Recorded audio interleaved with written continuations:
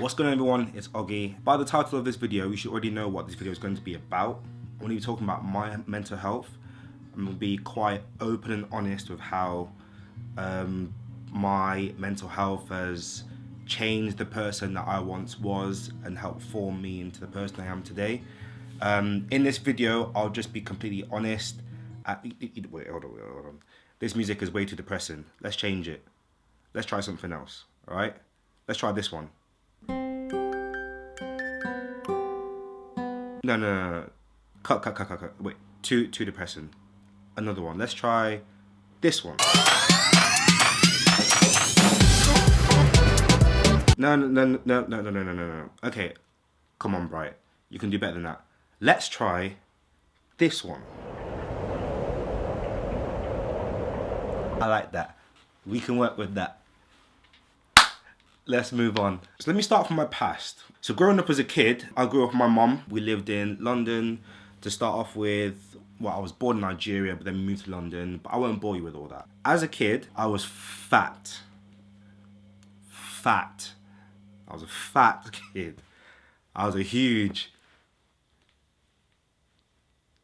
fat kid. But you know what, I was happy. Even though me and mom didn't really have a lot of things, you know, we grew up quite poor and some days we couldn't afford like food, we couldn't afford like transport to get around, you know, she was working her ass off. But you know, we were happy because we had each other, right? You know, as a kid, I had like a really like big, bright, no pun intended, imagination. Anything I can get my hands on, even if it's like PVA glue or a pen, I would just like pretend that that pen is Stone Cold Steve Austin and get that pen to give a water bottle like a Stone Cold Stunner. Like my mind was just like that imaginative. You know, that's kind of why I think I'm so creative right now, because that kind of stems from my childhood and that creativity hasn't left me.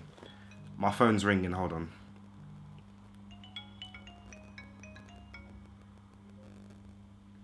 Hello? Hello?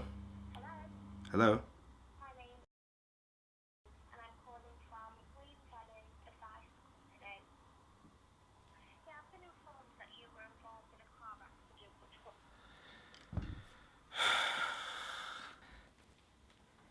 Anyway, as I was saying, that's where my imaginative and creative side comes from. That in me hasn't changed as such. That's how my mind works. I'm very creative. But yeah, growing up as a kid, I was fat.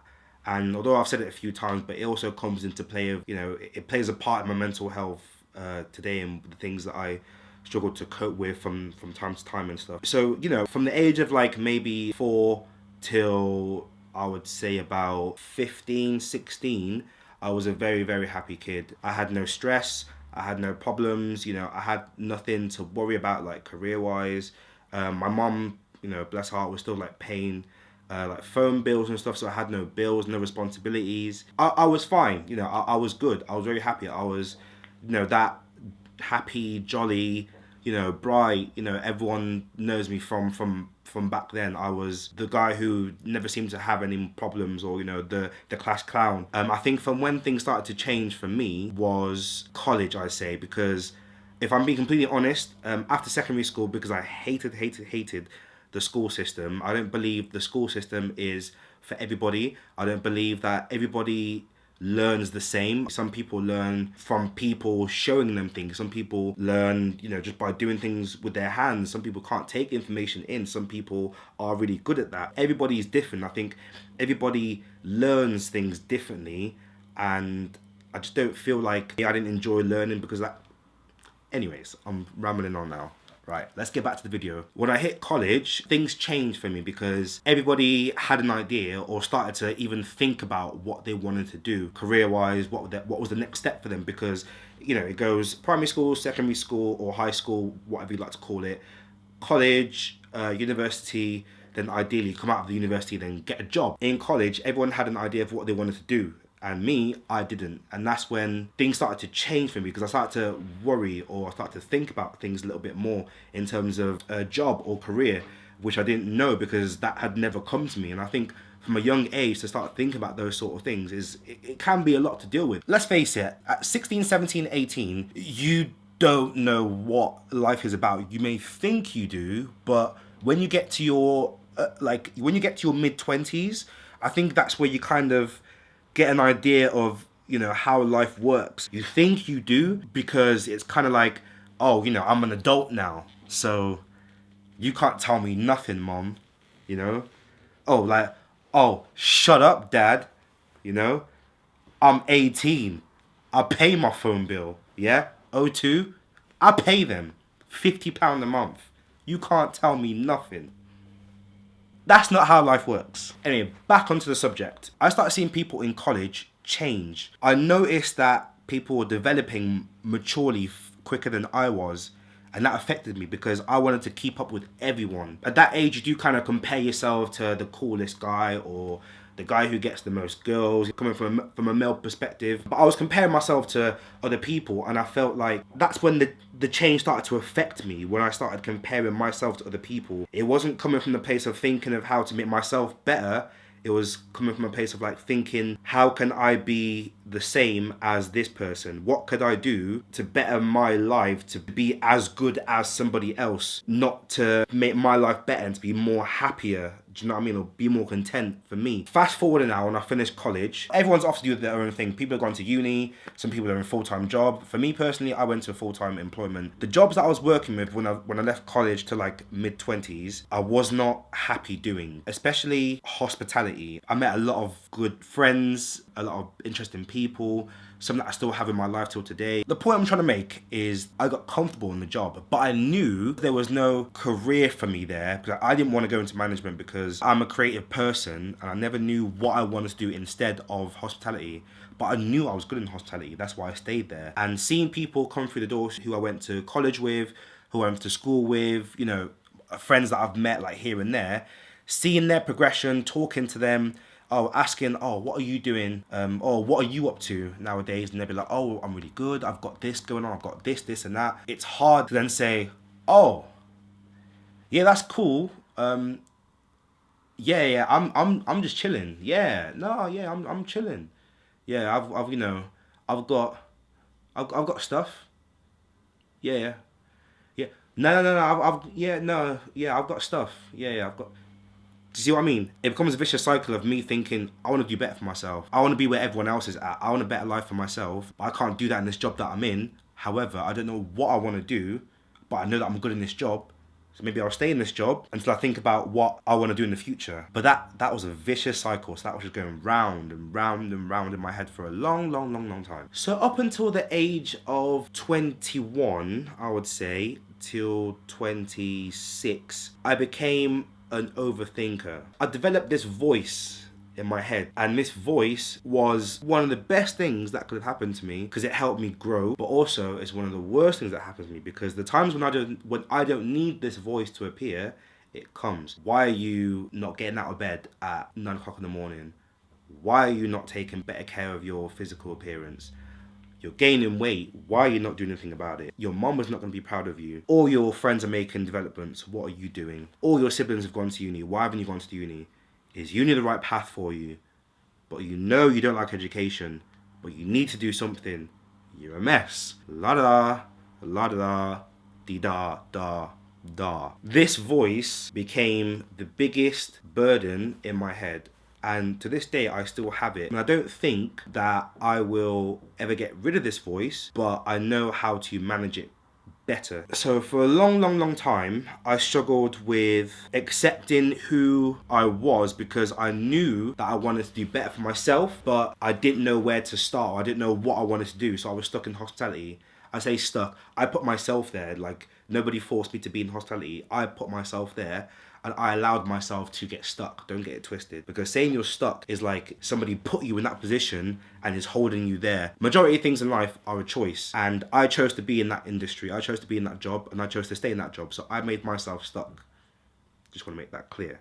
Now, the turning point for when my mental health started to get a little bit better, so turning from just thinking about what I wanted to do and actually putting things into action, early last year, I got into a relationship with somebody whose name I won't address. Conversations with this person helped me realize myself better, because before that, I never really understood myself at all. I didn't understand why I did the things that I did. I don't understand why I thought the way that I thought. I would just have waves of like negative energy, and I didn't understand why. So conversations with this person helped me understand my character, made me understand the person that I am, the person that I want to be. One of the conversations that I remember that we had was the idea of moving out of Telford. And that, for me, was complete alien, because everything I knew was Telford. Everything what I knew was the house that I was living in Telford. That whole street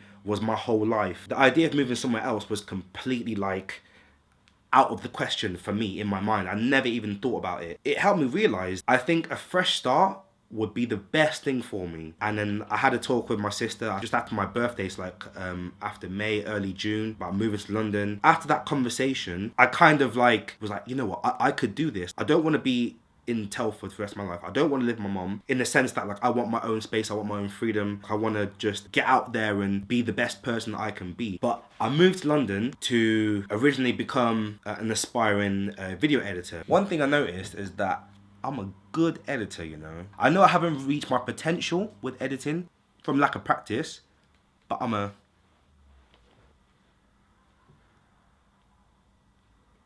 you know, them ones there. And the process of editing, most people would see as boring, because editing is very time consuming, I'm not gonna lie. But I love the process of editing, and that was the first thing that I did in my life that I thought, you know what, I don't know if I want to be a video editor, but this is something that I really enjoy doing. Like, I'm not even getting paid for doing videos right now, but it's something that I really enjoy doing. It allows me to be creative. It allows me to explore so many avenues. This is something that I enjoy doing. This is something that I want to do.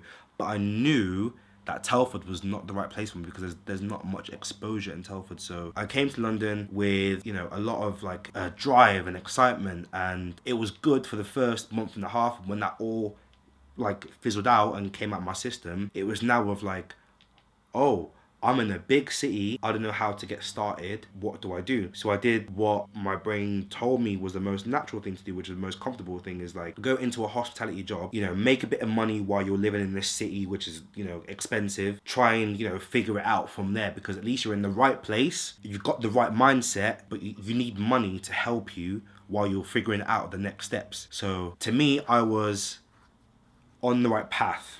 That's what I thought. I wasn't happy before I came to London. I wasn't happy. And what I noticed is that after I came to London, my mood didn't shift, and that whole wave of like negative energy, you know, dark thoughts and all that started kicking in. And, you know, I went back to square one, as if I was living in Telford again. It affected me in a way that, you know, I stopped talking to certain friends. It affected my relationship with family members. It affects social interactions. I think naturally I'm a kind of person who likes to entertain. I like to make people smile. I like to bring a bit of spark into the room when I walk in, because naturally I do want to do that. But it doesn't work out like that all the time. You know, I'm not always going to be that happy go jolly person. I'm not always going to be bright. I'm not always going to be the person who everybody wants me to be. I have moments of sadness. I have moments of, I won't say depression, but, you know, borderline. I have days where I don't want to get out of bed. I have days where I don't want to shower. I have days when I don't want to look after myself, because I kind of feel like I don't deserve to look after myself, because I'm not where I want to be. I'm so hard on myself, and it's so frustrating, because I know I should be kinder to myself, because everybody's journey in life is different. But because I know I want that for myself, I know I want to achieve better, I was just really, really hard on myself. And it was so hard, because when I came to London, I felt like I was on the right track. I felt like, okay, this is the moment. And I still feel like that today. But I still have waves where I just get into sadness, because I know I'm not where I want to be. But it's a bit mad, because I know that I'm working on getting there, and everybody's path in life is so different. Some people make it when they're in their early 20s. You know, some people get a lot of money, some people get their mortgage by early 20s. You know, everyone's path is different, and it's kind of accepting that now is not your time. Now is not the time for you to have these things. Like, you will get it, but now is not your time. You just got to keep on moving forward and just pushing for it. And it was accepting that was the hardest thing, because now I wanted everything now. But it doesn't work out like that. It was just hard to deal with that. I can't lie. It was hard. But okay, going back to when I referenced myself as being this fat, happy kid. As I explained, I was a happy fat kid. Life was good. I got all the things that I wanted in life. You know, I had friends, I had a mum that loved me, you know, and I had good energy around me. So I was happy. Like, my weight did not bother me then at all. And now, when I'm a little bit older, you know, I've taken interest in girls, and in a sense that, like, I know that certain girls that I'm attracted to, they like them to look in a certain way. And, you know, I don't look like that. Also, my weight, like, you know, looking at myself in the mirror, I see, like, you know, certain love handles where I see, you know, like, I see tits. My body's not how it used to be, you know, when I was younger and I was more active and stuff, you know. I've gone through change, you know, and, like, it affects me. Some days I'm not bothered by it. Some days I wake up, and if I haven't woken up in the right mindset, I start to think about that, and then that sets me back and stuff. You know, it's quite easy just to say, oh, you know, if you're not happy with yourself, you know, just go to the gym, work out a little bit more, and, you know, make that difference. And sometimes I do. Sometimes it's harder to get up and do that, because this wave of this darkness just comes over your head, and then it just strips you of anything you want to or you planned on doing. You can go to bed the night before and you can have these ideas of what you want to do. Okay, tomorrow I'm gonna, you know, do this. I'm gonna get up at this time. I'm gonna bang gym. I'm gonna, you know, go do this. Go to the bank, withdraw £100. I don't know. Go to WH Smith and buy a stencil. I don't know. You have a sort of plan that you want to do the night before. Then when you wake up, if you're not in the right mindset, that completely goes to pot. You wake up, you're in bed, you don't want to get out of bed, you don't want to shower. This is how my mind thinks. You don't want to go outside, you don't want to interact with anyone, even the people that you're around. Like, for me, like, sometimes I wake up, I don't want to interact with the closer people around me. Like, so even like Joy, who I'm living with, I don't want to interact with her. Not anything to do with her or do with anybody else. It's just me. I'm dealing with my own problems the best way I think I can. You know, and it's hard to bounce back from that some days. Like, sometimes it's easy and it's doable. Sometimes when you're feeling weak, it's hard to overcome that storm. You kind of just, like, dwelling in it, and you let the storm, you know, overcome you, in the sense, you know, and you're just there for the whole day. And yeah, so my weight has a part to play in my waves of sadness, if you like. The reason why I'm making this video is that I'm not the best person for talking about my feelings. I'm a good listener, so I listen to other people's, you know, problems, and, like, I give advice and stuff where I think is appropriate. But when it comes to my own feelings, I'm not comfortable with talking about my own feelings. I feel like a lot of people don't truly know or understand who I am, because, like I said, like, moments where, like, I feel the way I do, I shut off on people, and I won't talk to people for a long period of time. There are some people who I was close to, but now I've cut off. And it's not because I don't like these people, it's just because I feel like I have nothing to say to these people. I don't have anything interesting to say to these people, or I don't know what to say. It's easier for me to just cut them off than to explain how I'm feeling and allowing them to understand. It's a really, really, really bad defense mechanism, but I always deal with things how I feel is the best in the right moment, and I kind of, like, live it out. Another reason why I've made this video is because I want people to understand me a little bit more. I want people to understand that I'm not this person who is ignorant and who just ignores people. I don't do it for shits and gigs. I like talking to the people that I care about. Do you know what I mean? I like talking to anyone, really. I'm a very, very approachable and friendly person. These waves that I get, it affects me, and how I choose to deal with those might not be the best at the time, but there's a reason for that. And I want people to just understand that I'm not happy, and I don't explain why I'm not feeling happy. I felt like, so this is the best way for me to just get it all out on camera, then just release it out so that everyone in their own time, if they do watch this video, if you are, thank you so much for watching it, and thank you for watching it, you know, for this long. Just so you have an understanding of how my brain works, of how, you know, what I've gone through and why I am the way I am now. Like, I'm not a spiteful person. I'm not a negative person naturally. I have moments. I have moments. Like, we're not perfect. We're all human. But naturally, I like to think I'm a nice person. Naturally, I like to help people. Naturally, I want to talk to people. But the days that I don't do that, like if I'm not feeling comfortable or happy within myself, I'm not going to be able to talk to other people or be there for other people. And, you know, that's just life. If you're not feeling happy, you can't make somebody else happy. If you're not feeling content, you can't make someone else feel content. But all that aside, I feel like the steps I need to take to make myself feel more happier is to, you know, to exercise a little bit more, eat healthier in terms of like my diet in order to help me with the weight, to keep the connections that I have with my good friends, you know, the people around me and stuff. I think I need to create content more. I've left it for so long because I haven't been in that mindset to make a video. But now I need to seriously work on making the right steps to progress and get where I want to be. And I feel like making content is going to help me along that path. Also to explain to my friends, you know, like I'm not a dick. I'm just human, man. I'm not perfect. I'm not always going to make the right decisions. I've got to accept my mistakes, accept my flaws, mentally and, you know, physically in life, you know. And I'm trying. I'm really trying. Like, you know, I mean, I'm making steps. You know, maybe not as quick as I could do, but I'm making steps. I just want to thank everyone who, you know, has helped me along the way. I think now I'm on an important journey for myself to get healthier, to get happier, and, you know, just to get more content with myself, because right now I'm not content with myself and my lifestyle.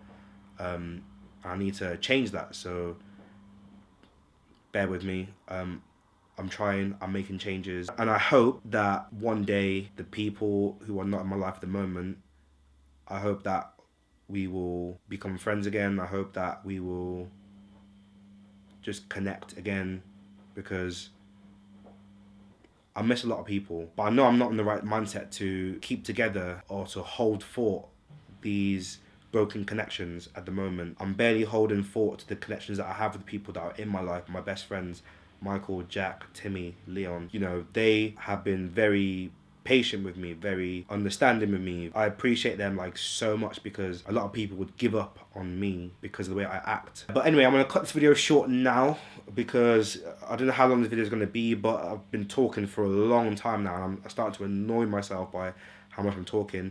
So I'm gonna cut the video there. Thank you so much for watching. I'm not gonna say right now when the next video will be, because right now I'm struggling to know what kind of content I want to be releasing, but I will have a think about what I want to be releasing, and I'll keep you guys updated as much as I can. Thank you for watching this video. You know how it goes. Subscribe, like, do your thing. But anyway, thank you. My name's Oggy. Thanks for watching and stay tuned. Peace.